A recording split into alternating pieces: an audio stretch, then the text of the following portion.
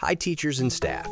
Let's walk through how to cancel a course or lesson in the staff portal. It's simple. In the navigation menu, click Schedule. Once there, locate the specific day and time of the lesson or course you wish to cancel. Just click on that time slot to open the course details. Before proceeding, always check the activity log in the course details. This will show whether you still have an allowance for canceling or if the admin allows cancellation. Next, go back to Info tab, then locate the cancellation option. If you're canceling all the sessions for this course, use the Cancel Course option from the drop-down menu.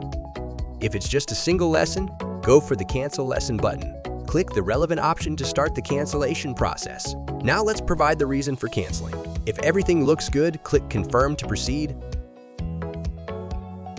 Once confirmed, a pop-up will notify you that the lesson or course has been successfully canceled. The schedule will automatically update to reflect the changes. Simple, right? I hope this helped. We'll catch you next time on ilerno.